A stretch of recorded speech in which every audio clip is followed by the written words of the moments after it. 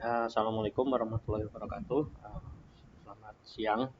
Jadi hari ini sebenarnya materi yang offline kemarin, cuma ada beberapa kegiatan di kampus juga, jadi akhirnya kita buat materi offline. Di sini masih menyambung kemarin materi tentang sistem data terdistribusi ke pertemuan ke-6 atau ke-7 yang terakhir ya sebelum besok UTS. Jadi di sini ada salah satu yang hal penting juga kalau nanti Anda mulai melakukan pengembangan sistem data terdistribusi, yaitu kita akan berkenalan dengan API, ya, API. Ya, jadi nanti itu adalah metode atau protokol ya pada yang saat ini. Jadi dia itu kita bisa akan saling berkomunikasi atau memungkinkan kita akan berkomunikasi dengan bahasa pemrograman yang lain ya, dalam artian nanti ada integrasinya di situ ya. Secara umum kalau kita menyebut API sendiri itu adalah singkatan Application Programming Interface ya. Jadi memungkinkan dua komponen atau perangkat lunak yang saling berinteraksi ya. Jadi kalau contoh di gambar ini kita ada device, nanti ada database ya seperti itu, kemudian ada mobile dan sebagainya, memungkinkan kita bisa saling berkomunikasi ya. Contohnya kalau nanti Anda membuat aplikasi mobile ya, kemudian backend-nya menggunakan Laravel contohnya ya, atau menggunakan ASP.NET dan sebagainya. Nah, sedangkan Anda mengembangkan mobile-nya itu menggunakan Kotlin, ya, menggunakan Java atau menggunakan React Native atau menggunakan Flutter dan sebagainya. Nah, itu komunikasinya nanti bagaimana itu bisa berkomunikasi dengan backend server, kemudian mengakses database dan sebagainya, itu kita menggunakan API ya.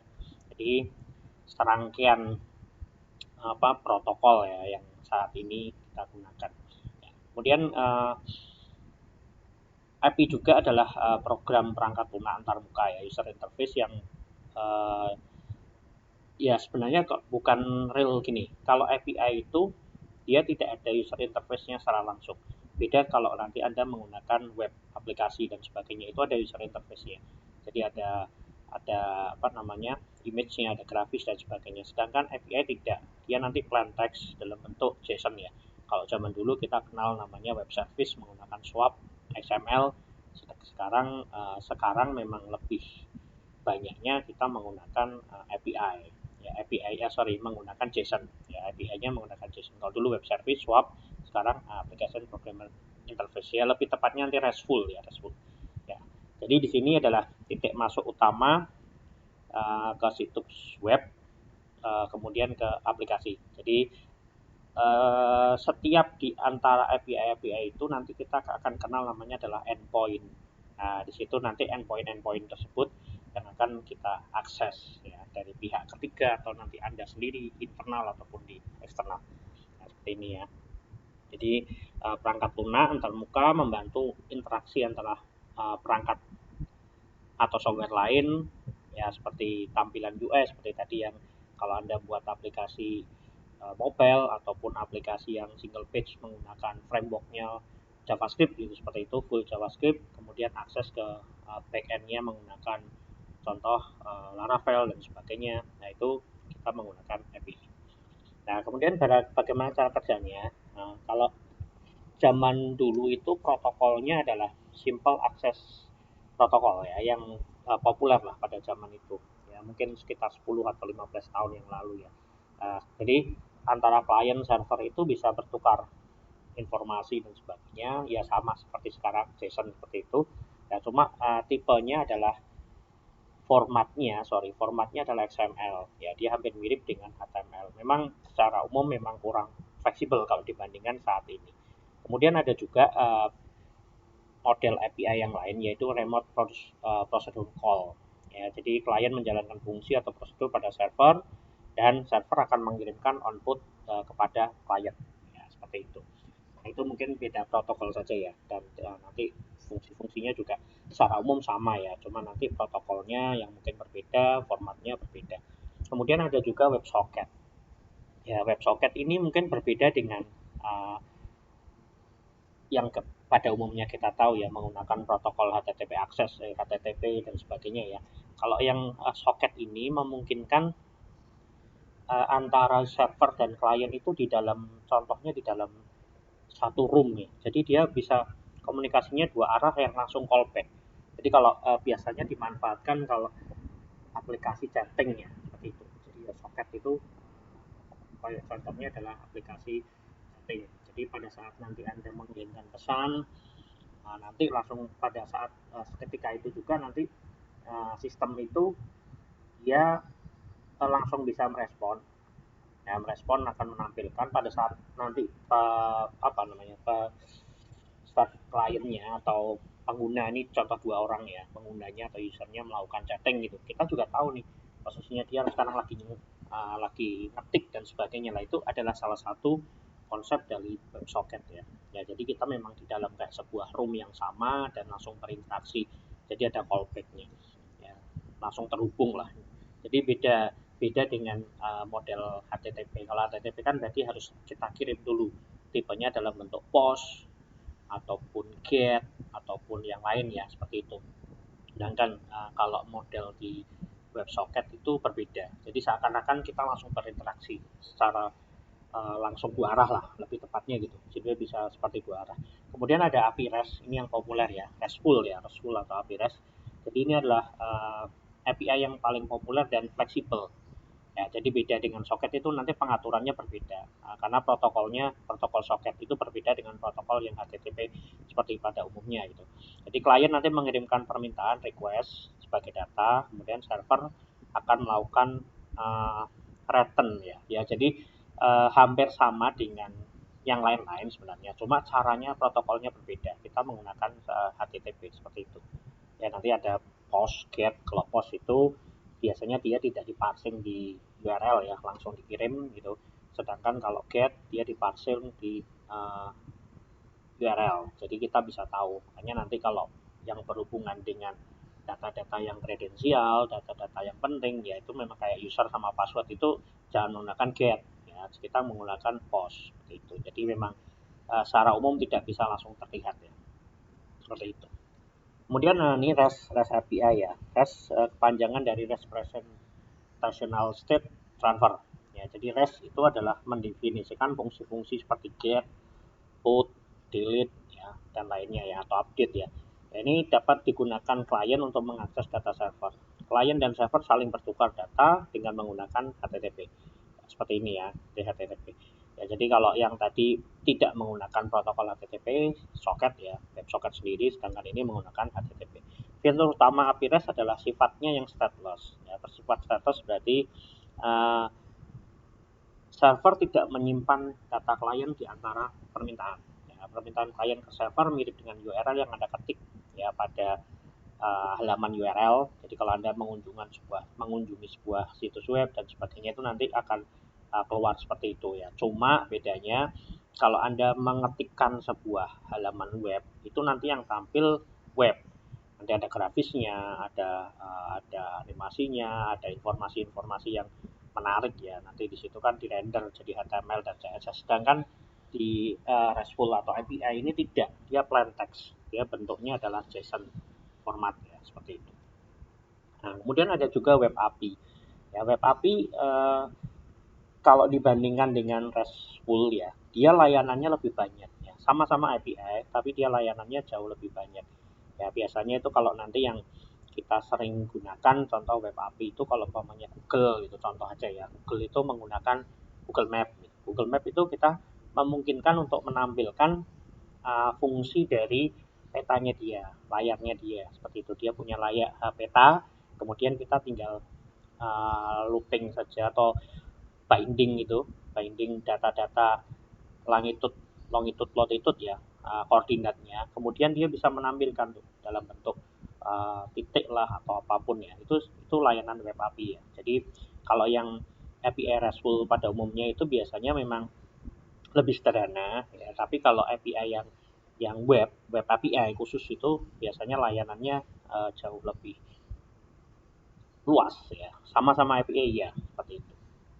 Contohnya seperti itu. Oke, kemudian integrasi ya. Nah, integrasi API adalah komponen perangkat lunak yang secara otomatis memperbarui data antara klien dan server. Ya, contohnya di sini, contohnya ya. Ini secara otomatis ya, nanti kita tinggal atur aja di rule-nya, di apa namanya uh, logiknya nanti dia mau diarahkan kemana gitu, nanti bisa otomatis. Contoh di sini ada beberapa device gitu yang melakukan akses ke. Nah, contohnya di sini adalah Amazon ya, Amazon Cloud gitu. Kemudian ada API Gateway untuk masuk ke database-nya dan sebagainya. Nah, dari berbagai macam device ini, ada IoT, ada apa lagi tuh? Ada web and mobile application, kemudian ada streaming dashboard dan sebagainya. Ada private application VPC dan sebagainya. Itu dia bisa terkoneksi, bisa masuk atau mengakses apapun yang ada, itu menggunakan nanti adalah API. Nah, jadi API itu yang nanti bertanggung jawab untuk mengkomunikasikan antar device, antar bahasa pemrograman yang berbeda. Seperti itu. Nah, apa saja keuntungan dari REST API ya? Yang pasti REST API menawarkan beberapa keuntungan. Yang pasti integrasi. Ya, karena dulu waktu model-model konsep service seperti ini belum populer ya, dulu awalnya di web service ya. Nah, itu integrasi kita sangat sulit. Ya, jadi bahasanya harus sama semua ya, database-nya juga kalau bisa sama karena kita menggunakan driver yang sama gitu, umpamanya menggunakan SQL Server ya, nanti eh, bahasanya mungkin punyanya .NET atau punyanya Microsoft semua itu pakai VB.NET, C# gitu ya, jadi harus sama itu connect-nya. Nah, karena menggunakan apa namanya driver untuk mengakses ke database yang sama. Nah, itu sangat menyulitkan pada zaman itu. Ya, tapi dengan adanya konsep API seperti saat ini, dengan kecanggihannya, nah kita mau mengintegrasikan bisa sangat mudah. Ya. Kemudian inovasi, ini yang paling penting. Ya, di luar tadi integrasi, kita pasti akan berpikir bahwa perusahaan itu akan grow up, ya, berkembang dengan cepat. Ya. Makanya kadang kita harus butuh inovasi. Ya, contoh mungkin yang paling sederhana. Dulu Gojek awal itu masih menggunakan web biasa. Malah awalnya pakai telepon ya, telepon atau web. Ya. Telepon dulu atau web dulu saya lupa. Cuma dia waktu itu menggunakan web, kemudian telepon atau pesan ya seperti itu. Kemudian setelah berkembang pesat, akhirnya dibuat layanan lagi menggunakan mobile. Ya, karena pada saat itu juga Android, aplikasi mobile Android ataupun iOS juga itu berkembang sangat pesat, penggunanya banyak, makanya dia melakukan ekspansi di situ ya, inovasi dan ekspansi di situ. Dia melakukan pengembangan inovasi di situ menggunakan API untuk komunikasi datanya dengan sistem. Biarpun di dalamnya uh, banyak juga yang dirubah ya, memecahkan tadinya mungkin secara sistem monolith menjadi microservice, tadinya menggunakan skalabilitas yang vertikal sekarang sudah horizontal dan sebagainya. Tapi secara umum dia untuk komunikasi di antar sistem itu menggunakan API.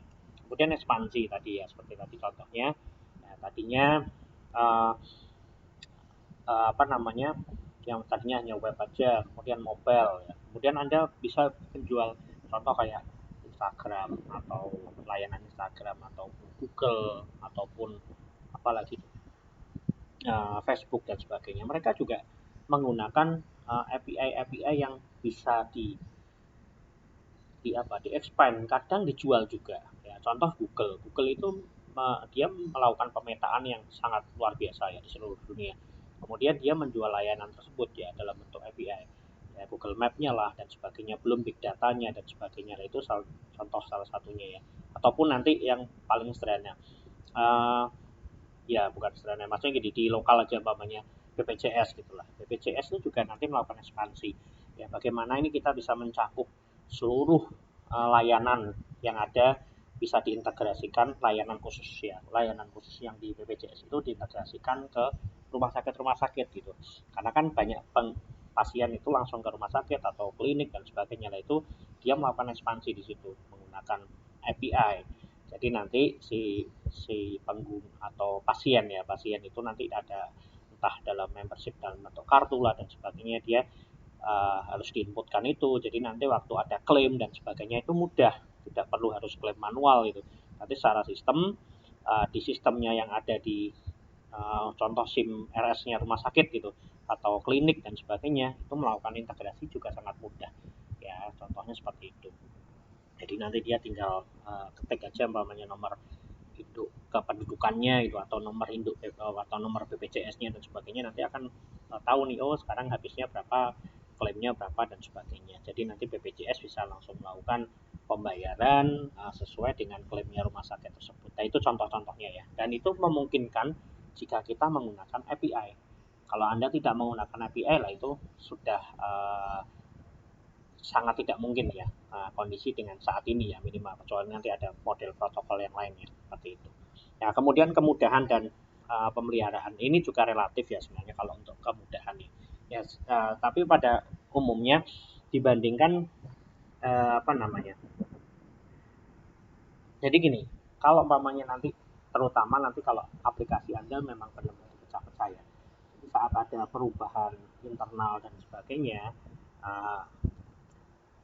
contoh ya, API itu relatif tidak terpengaruh. Umpamanya saya melakukan integrasi ke data ke BPJS tadi. Nah, nanti di dalam internalnya BPJS itu ada perubahan data ya secara masif atau mungkin yang sederhana dan sebagainya. Feel-nya ini berubah dan sebagainya. Pada umumnya API kalau bisa memang jangan berubah juga karena itu yang sudah digunakan oleh pengguna umpamanya. Katakanlah memang harus berubah, nah itu nanti harus ada dokumentasi atau pemberitahuan ya. Jadi overall memang secara umum kondisi-kondisi seperti itu memang jauh lebih mudah karena arahnya hanya ke API saja ya. Beda kalau langsung akses ke database ya, itu beda karena nanti banyak banyak hal yang harus dirubah dan sebagainya. Kondisi-kondisinya seperti itu. Ya, jadi kondisi-kondisi yang memang ya ini relatif ya, bisa mudah pemeliharaannya, bisa juga sulit ya. Itu nanti relatif tergantung nanti desainnya seperti apa. Ya, kemudian apa aja tipe yang API miliki. Nah, ini contoh-contoh adalah API-API yang bisa dikonsum ya oleh antar. Kalau kita ngomong API itu sebenarnya penggunanya bukan user langsung ya, tapi pengembang antar pengembang, jadi antar developer dan developer. Karena kita kalau ngomong API itu biasanya ngomongnya nanti antara developer dan developer, pengembang sebuah sistem dan pengembang sebuah sistem, karena itu bukan dikonsumsi oleh publik, jadi lebih pure ke developer. Kemudian di sini ada IP private ya. IP private privat ya, jadi itu biasanya digunakan di korporasi, di perusahaan, di kampus dan sebagainya. Nah, jadi nanti dia mengembangkan API di situ, kemudian nanti di antara unit yang lain, bidang yang lain, ataupun itu nanti kalau mau mengakses ini saya buatkan contoh untuk mengakses keuangan, mengakses database umpamanya mahasiswa, berarti dia mengakses database karena nggak mungkin langsung nembak ke database servernya mahasiswa contohnya, karena itu beresiko. Nah nanti si pengembangnya itu membuatkan sebuah API, tinggal masukkan nick saja ya, nick atau nama, nanti akan menghasilkan dalam bentuk single datanya. Oh ini datanya profil mahasiswa, atau nanti dalam bentuk range ya, seperti itulah. Itu kondisi-kondisi yang nanti seperti tadi kalau kita kembali ke kemudahan dalam pemeliharaannya itu asumsinya bisa seperti itu dibandingkan kalau kita mengakses ke database secara langsung. Nah itu nanti kalau ada masalah kan lebih sulit ya. Kemudian ada IP public. Nah ini IP public yang bisa dibuka secara umum, secara massal, secara masif juga ya. Jadi data-data yang kadang juga nanti bisa diterapkan biaya di situ, bisa jadi tidak ya. Contoh API tentang Twitter cuaca itu biasanya ada yang dibuka ya, jadi twitter.com dan sebagainya, ada yang berbayar ya, atau mungkin nggak usah jauh-jauh, Google tuh memberikan layanan web API-nya yang untuk Maps gitu, dia 20.000 sekian itu load dalam per hari atau per detik saya lupa, itu masih gratis, tapi lebih dari itu akan dikenakan cas. Nah contoh-contoh seperti itu, tidak penggunanya tidak banyak ya, dia tidak akan kena cas. Nah contoh kalau umpamanya kayak Gojek gitu, itu penggunanya setiap hari berapa puluh juta itu ya, jadi makanya di situ ya akhirnya nanti dia menggunakan yang berbayar. Nah, tapi ada juga yang kalau kita itu kembangin ya mungkin kalau masih di bawah itu ya bisa gratis gitu, atau nanti BMKG juga punya untuk cuaca, untuk tanggap bencana itu umpamanya seperti itu, atau gempa. Jadi dia nanti ada API-nya yang kita bisa sambungkan dengan aplikasi kita. Jadi aplikasi kita memang membutuhkan contoh informasi tentang bencana dan sebagainya. Nah itu kita bisa. Ya.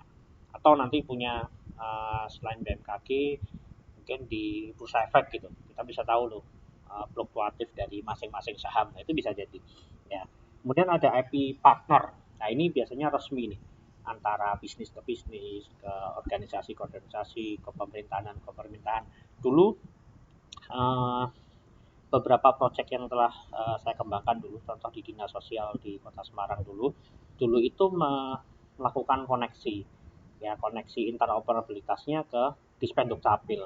Ya, jadi dulu kalau mau mengajukan bantuan sosial itu bansos, itu dia nanti akan melakukan search dulu nicknya, kemudian nanti akan muncul nih. Ya, kalau nanti muncul punya KTP dan sebagainya, berarti nanti syarat terpenuhi, contohnya seperti itu. Ada informasinya juga bahwa ini warga miskin dan sebagainya. Pada saat itu seperti itu. Ya, cuma karena ada banyak masalah, ya contoh waktu awal-awal dulu itu kondisi di mana eh, nom nick itu tersebar secara luas. Ya, jadi akhirnya dihentikan dulu layanannya itu pada saat saat itu dan sampai saat ini itu karena banyak yang ternyata tidak apa ya membuat itu bobol lah, banyak data-data yang ternyata disalahgunakan. Ya memang akhirnya memang diperbaiki ya, jadi kita mau request berapa dalam satu hari aplikasi itu, klien itu contoh bansos itu dipakai sehari itu berapa berapa user, berapa kali request nomor induk kependudukan itu harus catat tuh. Nah, nanti di situ dapat kuota. Lebih dari itu ya tidak akan dilayani. Ya itu contoh-contoh yang sudah dilakukan perlindungan ya. Jadi biar nanti resource datanya tidak besar.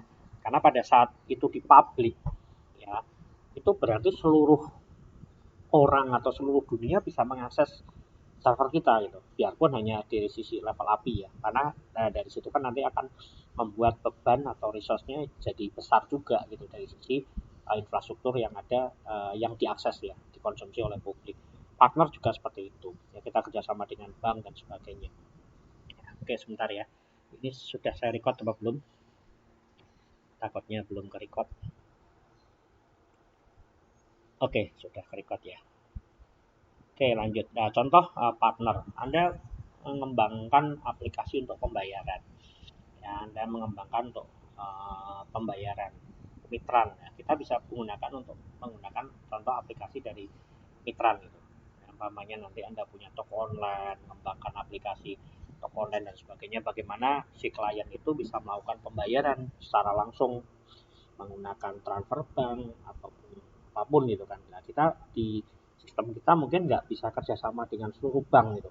Ada satu mungkin dua gitu. Itu pun nanti syaratnya juga ketat. Makanya kita nanti kalau hal seperti itu kita bisa kerjasama dengan pihak ketiga. Contohnya penyedia jasa-jasa yang seperti tadi gitu. Kita menggunakan Mitran dan payment gateway ya, lebih namanya payment gateway. Kita bisa nanti biasanya dipotong tuh transaksi berapa persen dan sebagainya. Yaitu kesepakatan ya, kesepakatan kalau mau menggunakan layanan ini, contoh yang BCA apa itu mungkin nanti potongannya juga berbeda-beda. Nah itu kesepakatan saja. Tapi kan memudahkan dari sisi klien ya, daripada hanya satu bank kemudian transfer, kemudian kita nanti sistem harus ngecek, kadang ngecek manual nggak bisa, kita harus cek dulu, oh sudah ada transfer dari sini baru kita layani lah, itu kan terlalu kesulitan. Tapi kalau itu dengan menggunakan sistem, contoh kayak Tokopedia, Bukalapak, ataupun Shopee, kita transfer dan sebagainya, kemudian dia otomatis verifikasi bahwa ini sudah pembayaran berlangsung dan akan dikirimkan ke penjualnya untuk melakukan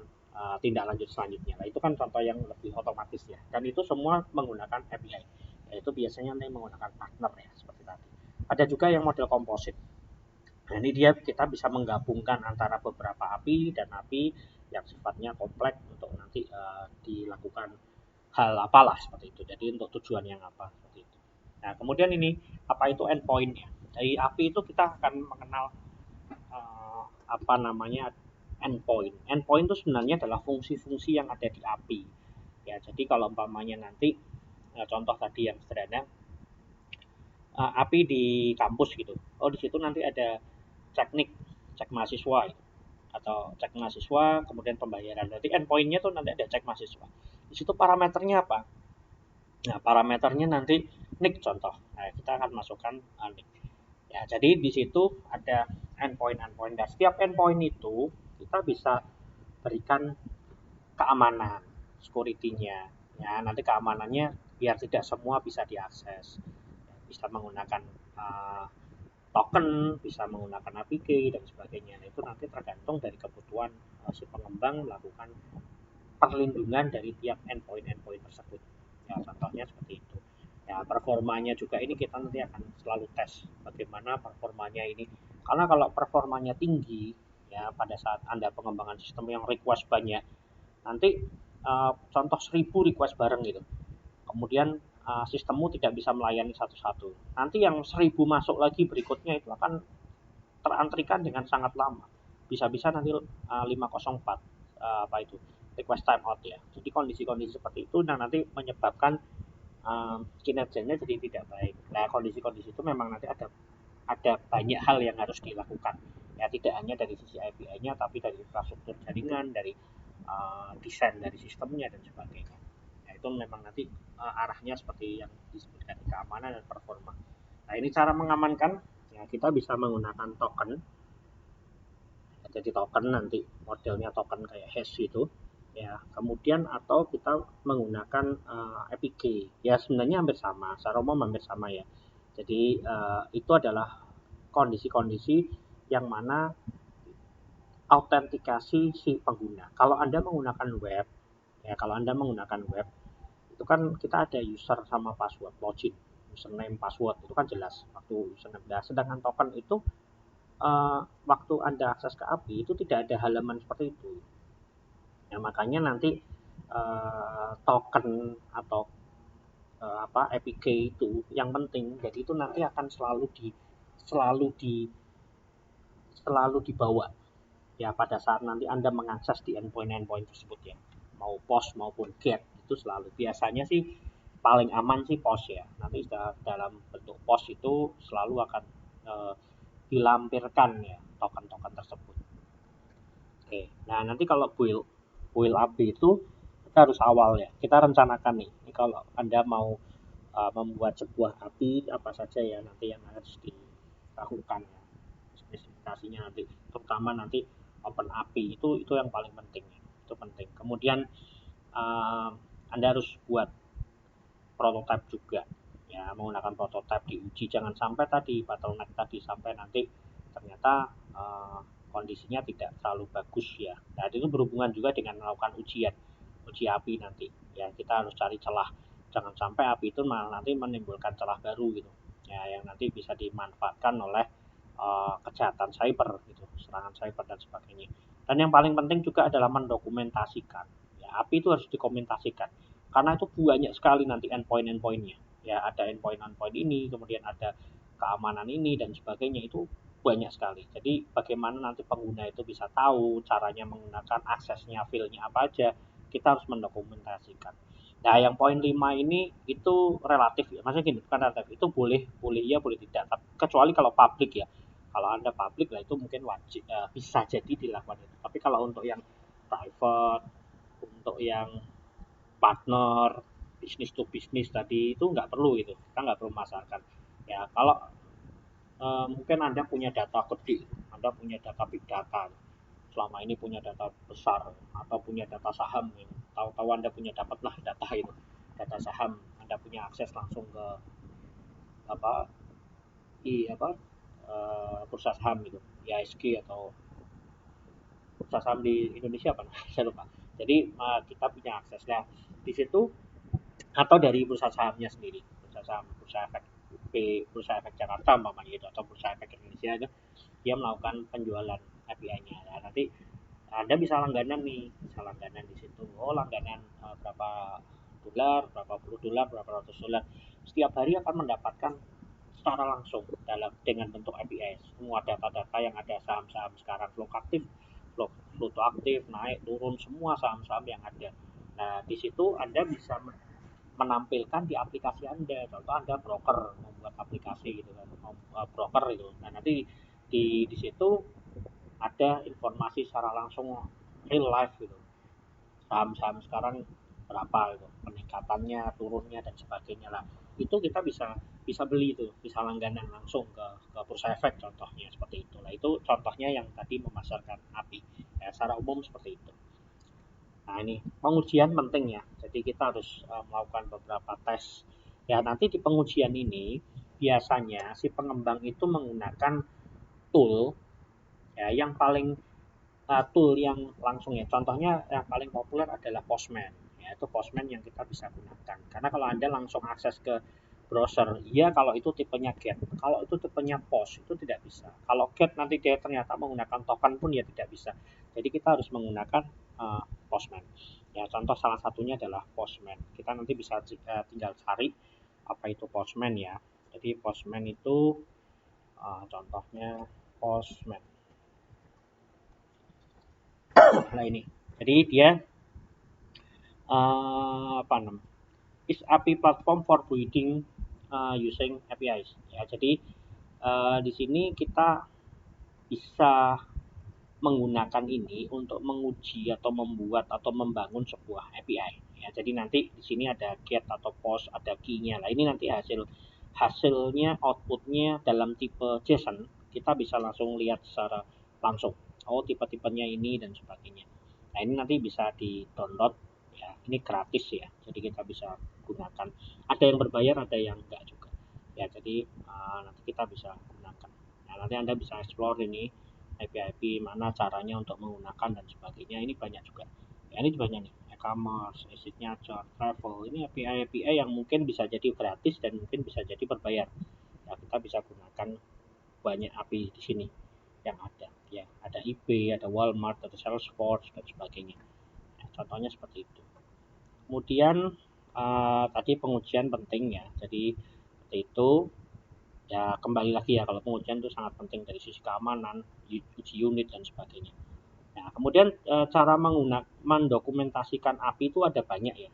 Jadi yang penting di situ harus jelas informasinya. Setiap endpoint atau fungsinya atau metodenya ini itu fungsinya apa. Kemudian returnnya apa, parameternya isinya apa aja. Jadi itu harus penting. Dan kalau bisa harus selalu terbaru ya, up to date. Karena kalau ada perubahan, jangan sampai nanti pengguna yang baru masih menggunakan akses parameternya kelurahan namanya atau kecamatan gitu. Dulu makanya kecamatan, sekarang mungkin sudah diganti namanya atau tadinya pakai uh, string gitu. Sekarang sudah pakai kode. Tadinya Aceh memang tulisannya Aceh gitu. Sekarang Aceh itu kodenya 11 gitu atau Jawa Tengah. Tadinya pakai Jawa Tengah, sekarang kode 34 gitu. 33 sorry. 33 34 ya, 33. Nah, contohnya seperti itu. Nah, itu harus dimutakhirkan ya. Ya, kemudian gaya penulisan juga kalau bisa jangan terlalu yang teknis ya. Jadi ya teknis boleh, tapi intinya dibuat yang lebih dipahami ya. Jadi nanti pengguna itu bisa memahami. Nah ini contohnya ya yang sering saya pakai adalah namanya Swagger ya. Jadi ini yang pernah kita kembangkan juga di Data Semarang Kota ID ini di sini ada Swagger. Ini ada Open API-nya. Kita bisa gunakan ngetes ya. Kita ngetes kita akan melakukan testing nanti API-nya itu API yang akan kita gunakan itu kira-kira apa aja ya, get post nanti kembaliannya juga seperti apa ya. Ini contohnya ya yang dulu sudah pernah saya ini sudah saya buka ya. Nah ini contoh ya. Nah di sini ada authorize nih, nanti harus masukkan APK ya. Jadi APK-nya di sini ada nanti token juga. Nah di sini ada elemen-elemennya nanti kira-kira parameternya seperti ini, nanti kembaliannya seperti ini dan sebagainya. Yang post juga. Nah ini adalah dokumentasi yang akan digunakan ya, seperti itu. Oke, ini saya juga ada di JSON placeholder. Ini adalah API yang bisa diakses secara langsung ya. Di sini dia menampilkan data-data apa ini? Data-data pengguna ya. Jadi data-data user lah contohnya. Nah ini adalah API nih, ini yang bisa diakses langsung. Ya, tapi ada kalanya dia nggak bisa langsung diakses. Kalau seperti ini nanti dia nggak bisa karena ini kebetulan dia get ya, jadi dia bisa. Ya contoh ini, contoh contoh ini saya coba ya dari tampilan seperti ini atau ini aja. Saya tadi sudah buat, saya buka dulu Postman dulu. Saya sudah buat contoh sederhana di tempat saya ya. Ini saya untuk menampilkan saya menggunakan Laravel pegawai. Ya, jadi di sini saya punya data pegawai. Ya, contoh saya punya data pegawai di sini contohnya apa? Oke, postman-nya.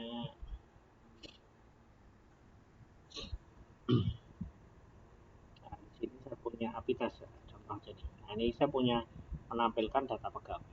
Ini adalah data pegawai. Ya, jadi data pegawai ini. Ya, ini kalau diakses secara langsung, saya coba buka dulu.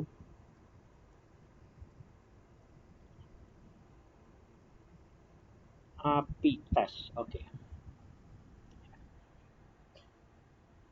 Coba buka dulu, kemudian saya cek di sini webnya, web API-nya adalah, nah ini pegawai ya. Nah, jadi di sini saya lindungi ya, saya lindungi. Ya, jadi contohnya, oh gini aja deh.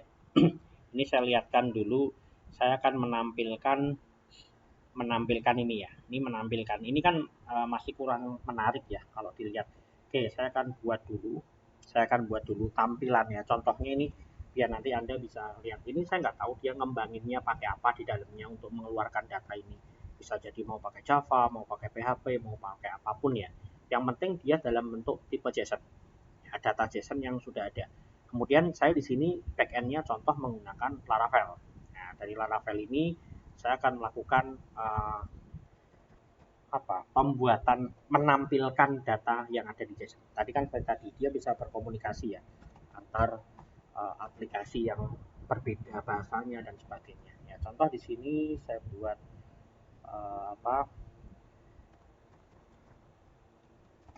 buat make controller ya. Nah, saya buat untuk mengakses ya. Ya ini make control user API. Contoh saya mengakses ini user API ya. Saya buat dulu. Oke, saya di sini buat dulu API-nya. Oke, sudah jadi. Saya buat API. Kemudian dari sini saya akan coding. Saya akan cari dulu API-nya di mana. Oke, sudah jadi kah? Nah ini ya, ini sudah jadi. Oke, sudah jadi. Saya akan buat di sini untuk mengambil data yang ada di tadi di API-nya tadi JSON placeholder tadi ya. Public function index. Saya nanti nggak usah pakai halaman-halaman lain ya, saya hanya pakai index saja. Kemudian di sini saya langsung pakai panggil aja buat variabel respon. Di sini sama dengan http. Oke, bisa langsung http. Kemudian karena tipenya tadi adalah get ya, karena kita bisa langsung tampil di situ. Nah, ini kan tipenya get. Ini saya copy aja ya. Oke. Kemudian Anda tampung nanti search sama dengan respon JSON. Ya, kita mengembalikan dalam bentuk JSON format. Nah, nanti kita tampilkan return view.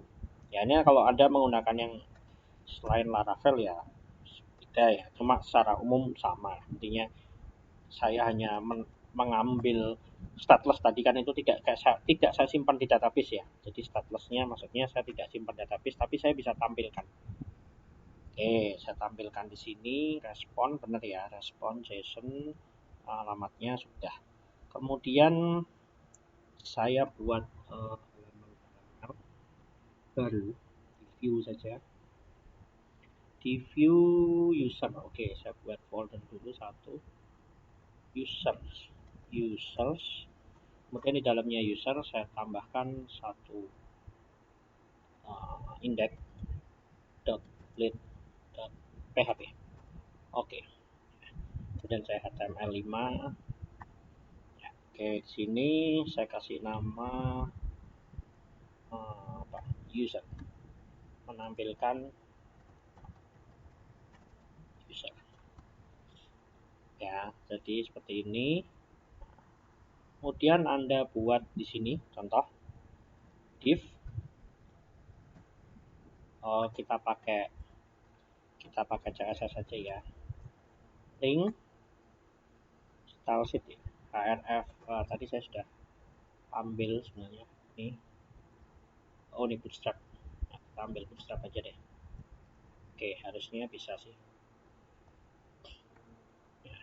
Jadi kalau nggak jalan ya nanti kita sesuaikan aja.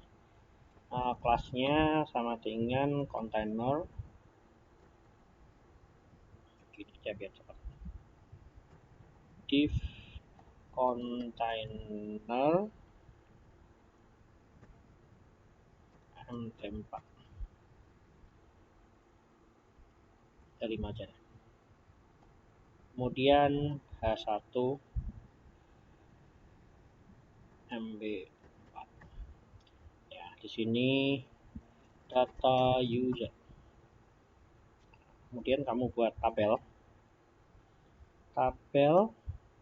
Oke, kelas tabel responsif. Order aja. Order ya. Kemudian head. Nah, di dalamnya tr. Kasih di sini apa aja nih? Anda akan tampilkan apa nih? Name, username, email gitu boleh, atau nama ya, nama dan user ini sama alamat. Ya, alamatnya nanti aksesnya berbeda nih, karena di dalamnya ada lagi ya. Contohnya ya, di sini kita nama dulu, name, kemudian tr, email, address. Oke, ini ya.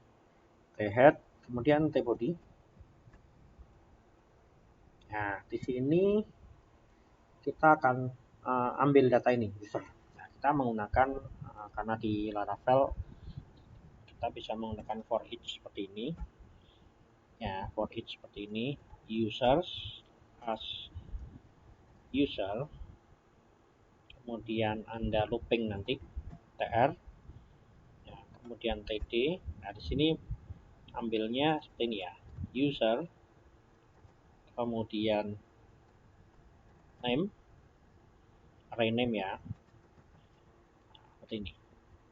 Oh, sorry.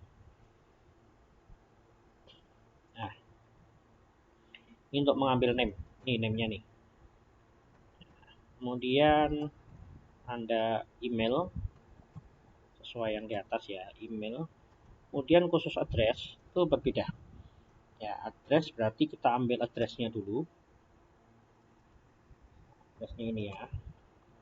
Addressnya ini, kemudian kita masuk lagi ke array-nya. Contohnya street. Nah, kita ambil street. Di street. Kemudian kamu mau tampilkan lagi nih, umpamanya tadi jalan. Kemudian saya mau tampilkan kotanya, city. Nah, caranya hampir sama. Jadi ambil juga seperti ini. Oh, sorry. Aduh, untung nggak. Oke, salah tadi. Ini kita ambil city. Oke, seperti ini ya. Nah, dari sini kita bisa cek. Oh, satu lagi berarti Anda harus tambahkan di sini web API. Di webnya ya, untuk akses ya. Untuk akses Anda tambahkan routing, tipenya get, kemudian gini aja, setelah index users. Kemudian di sini namanya apa? User API controller. User API controller. Oke. Kelas index. Nah, ini isinya ini ya. Index ini disesuaikan aja sama ini. Copy aja deh. Nah, seperti ini. Ya, dengan ini harusnya kalau saya akses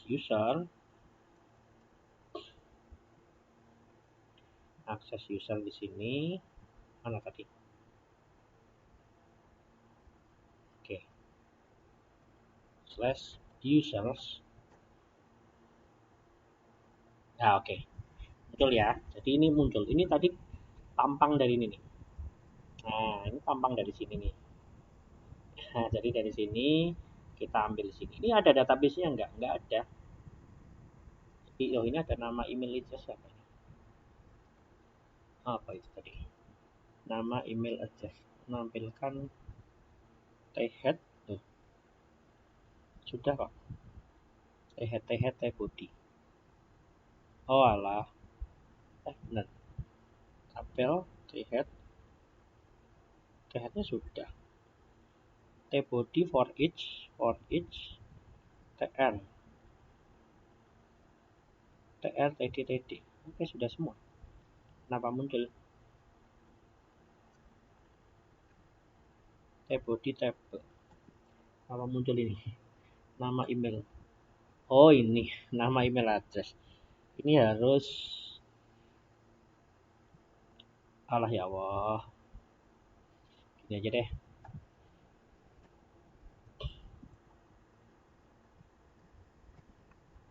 Salah tadi.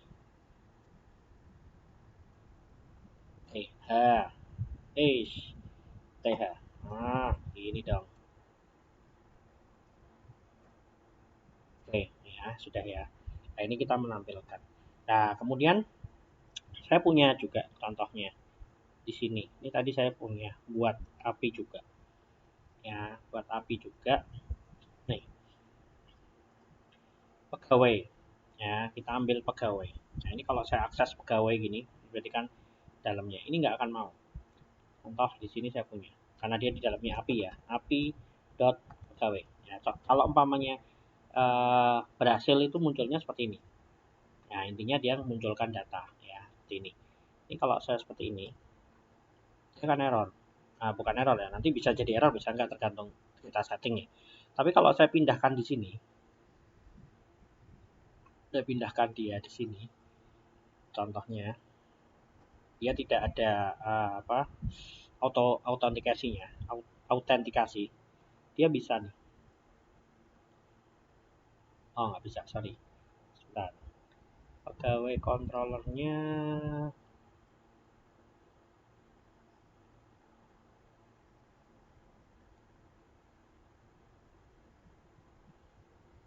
oh ya, di sini saya lindungi ya. Oke, coba ya, nanti itu deh.